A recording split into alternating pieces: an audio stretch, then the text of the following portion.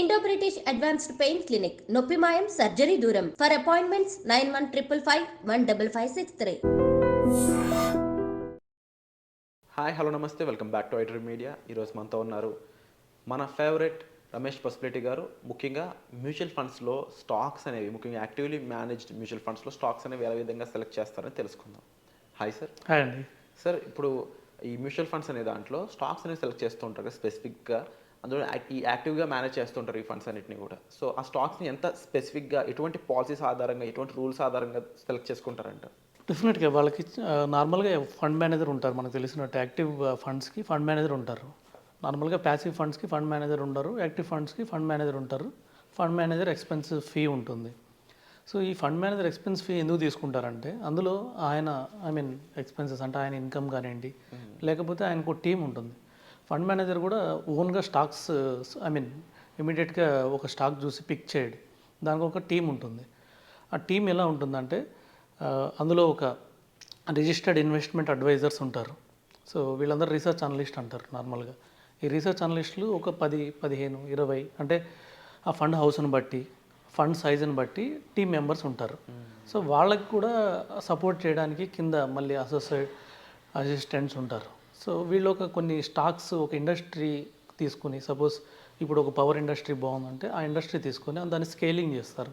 అందులో ఉన్న కంపెనీస్ ఏంటి, టాప్ టు బాటమ్ స్కేలింగ్ చేసి, సో వాటిలో ఆర్డర్స్ ఏమున్నాయి, సో ఇలా సెలెక్ట్ చేసి పైన ఉన్న వాళ్ళ రీసెర్చ్ అనలిస్ట్ ఎవరైతే ఉంటారో వాళ్ళకి ఇస్తారు. ఈ రీసెర్చ్ అనలిస్ట్ ఏం చేస్తారంటే వీటిలో ఇంకొద్దిగా స్కేలింగ్ చేస్తారు. సో వీటిలో ఏవి బాగున్నాయి అంటే ఆర్డర్స్ ఏవి ఎక్కువ ఉన్నాయి, తర్వాత వాటికి బ్యాలెన్స్ షీట్స్ ఏవి బాగున్నాయి, స్ట్రాంగ్ ఉన్నాయి, తర్వాత క్యాష్ ఫ్లోస్ ఏమున్నాయి, తర్వాత కంపెనీ యొక్క హిస్టరీ ఏంటి, ఎప్పటి నుంచి ఇస్తుంది, సిఏజిఆర్ ఎంత ఇస్తుంది, రిటర్న్ ఇస్తుంది, తర్వాత మల్టిపుల్స్, పిఈ మల్టిపుల్స్ అంటారు. అంటే ప్రైస్ టు ఎర్నింగ్ ఎన్ని మల్టిపుల్స్ ఉంది. సో సపోజ్ ఇండస్ట్రీ 50 మల్టిపుల్ ఉంటే ఇది 20 మల్టిపుల్ ఉందనుకోండి, ఇది అండర్ వాల్యూడ్ స్టాక్ అంటారు. సో దీన్ని ఇలాంటివి అయితే కొద్దిగా 2 టైప్స్ ఆఫ్ స్ట్రాటజీస్ ఉంటాయి. ఒకటి వచ్చేసి వాల్యూ స్ట్రాటజీ. సో ఆ ఫండ్ కానీ వాల్యూ ఫండ్ అనుకోండి, ఇలాంటి స్టాక్స్ పిక్ చేస్తారు. అంటే లో వాల్యూ, పీఈ తక్కువ ఉన్న వాల్యూస్ ప్లస్ ఆర్డర్స్ ఎక్కువ ఉన్నవి, సో మంచి స్ట్రాంగ్ ఫండమెంటల్ స్ట్రాంగ్ ఉన్న కంపెనీ చూసి సెలెక్ట్ చేస్తారు. లేదు గ్రోత్ స్ట్రాటజీ అనుకోండి, కొన్ని ఫండ్స్ ఉన్నాయి లైక్ మొమెంటమ్ ఫండ్స్, ఇవన్నీ గ్రోత్ స్ట్రాటజీలో ఉంటాయి. ఈ గ్రోత్ స్ట్రాటజీలో ఉన్నప్పుడు ఏం చేస్తారంటే వీళ్ళు ఏదైతే ఫ్యూచర్లో గ్రో అవ్వాలనుకుంటున్నారు స్టాక్స్, సపోజ్ ఇక్కడ పీఈ మల్టిపుల్స్ చూడరు, జస్ట్ ప్రైస్ టు బుక్ చూస్తారు. అంటే వాళ్ళ బుక్ వాల్యూ ఎంత ఉంది, దానికన్నా ప్రైస్ ఎంత ఉంది, సో ఇది ఒకటి చూసేదాను. దాని తర్వాత దాని గ్రోత్ హిస్టరీ ఏంది. అంటే ఇప్పుడు మనం చూస్తున్నాం ఈకామ్ స్టాక్స్ చూస్తున్నాం, లైక్ జొమాటో కానివ్వండి, పేటిఎం కానివ్వండి, లేకపోతే ఇలాంటివి, వీటికి పీఈ చాలా ఎక్కువ ఉంది, పీఈ మల్టిపుల్స్ చాలా ఎక్కువ ఉంది. కానీ వీటికి గ్రోత్ అంటే గోయింగ్ ఫార్వర్డ్ ఇవి వచ్చి మోనోపోలీస్, అంటే ఉన్న ఇండస్ట్రీలో ఇవే లీడర్స్ ఉన్నాయి. సో మన ఇండియా కూడా ఫాస్ట్గా ఏమవుతుందంటే ఆఫ్లైన్ నుంచి ఆన్లైన్ కన్వర్ట్ అవుతుంది. సో మనం కూడా ఇప్పుడు రీటైల్ షాప్కి వెళ్ళి ఏం కొనట్లేదు. సో మనం ఏం చేస్తున్నాం, జెప్టోలోనో లేకపోతే జొమాటోలోనో, స్విగ్గీలోనో, బ్లింకిట్లోనో ఆర్డర్ పెట్టేస్తున్నాం. సో మనం కూడా అటువైపు కొద్దిగా టర్న్ అవుతున్నాం కాబట్టి, సో అలాంటి వాటిలో గ్రోత్ స్టాక్స్ ఏమున్నాయి, సో ఇలాంటి గ్రోత్ స్టాక్స్ పిక్ చేసేదను ఫండ్ మేనేజర్స్కి ఇస్తారు. ఫండ్ మేనేజర్ కూడా ఓన్ డిసిషన్ తీసుకోరు. ఇది ఎలా ఉంటుందంటే, మామూలుగా మనకు తెలిసినట్టే బడ్జెట్ ఉంటుంది. మన యూనియన్ బడ్జెట్కి ఎలా అయితే, లేకపోతే జిఎస్టీ కౌన్సిల్కి ఎలా అయితే మెంబర్స్ ఉంటారు, సో ఆర్బీఐ పాలసీ వీటన్నిటికి మెంబర్స్ ఉంటారు, 6 మెంబర్స్ ఉంటారు. సో వాటిలో మెజారిటీ మెంబర్ డిసిషన్ ఉంటుంది. అలాగే ఫండ్ మేనేజర్స్ కూడా ఒక టీం ఉంటుంది. సో ఈ ఫండ్ మేనేజర్స్ అందరూ కూర్చున్నప్పుడు సో స్టాక్స్ గురించి వాళ్ళు డిస్కస్ చేస్తారు. సో వాళ్ళకి బాగా స్ట్రాంగ్ కన్విక్షన్ రావాలి. ఎందుకంటే మనము స్టాక్స్ కొన్ని పిక్ చేస్తాం. నార్మల్గా మనం స్టాక్స్ పిక్ చేసేటప్పుడు మనం వాటి గురించి ఎక్కువ రీసెర్చ్ చేయం. సో దానివల్ల ఏమవుతామంటే ఎక్కువ లాస్ అయిపోతాం. సో మెజారిటీ సపోజ్ మన ఓన్ కేసెస్లో 10కి డెఫినెట్గా 6 to 7 లాసెస్ ఉంటాయి. సో మనకు ప్రాఫిట్లో ఉండేది ఏంటంటే ఆల్మోస్ట్ 3-4. సో యావరేజ్ చూసుకుంటే మనం లాస్లోనే ఎండ్ అవుతాం. కానీ వాళ్ళు, అది వాళ్ళ మనీ కాదు, మన మనీ కాబట్టి మనం ఏమన్నా చేసుకోవచ్చు. సో లాస్ అయినా కూడా అది మన ఓన్ డిసిషన్ ఉంటుంది. కానీ వాళ్ళు they are answerable to public. So వాళ్ళు పబ్లిక్ మనీ పిక్ చేశారు. సో దానికోసం అనేసి వాళ్ళు ఒక ఫండ్ మేనేజర్స్ టీము ఎంత స్క్రీనింగ్ అవుతుందో చూడండి. కింద అసిస్టెంట్ నుంచి పైన ఫండ్ మేనేజర్స్ టీం అంతా కూర్చొని ఒక స్టాక్ పిక్ చేయడానికి, సో అందులో కూడా మెజారిటీ డిసిషన్ తీసుకోవాలి, ఓకే ఈ స్టాక్ తీసుకుందామని.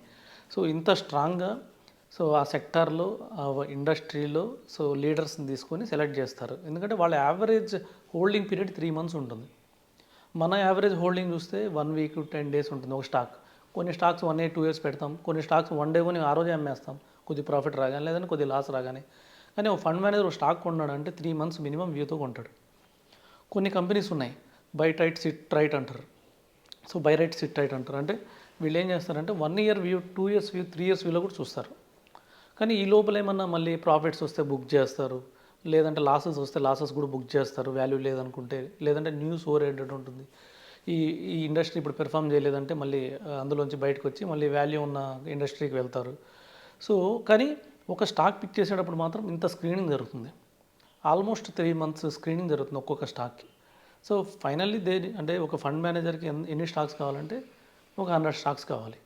సో 100 స్టాక్స్ కూడా 3 months వాళ్ళు రీసెర్చ్ చేసి దాని మీద డిసిషన్ తీసుకున్న తర్వాత కూడా మళ్ళీ వాటిని రెగ్యులర్గా యాక్టివ్గా స్క్రీనింగ్ చేస్తుంటారు. అందుకని వాళ్ళు ఫండ్ మేనేజర్స్ అనేవాళ్ళు మనకి మంచి రిటర్న్.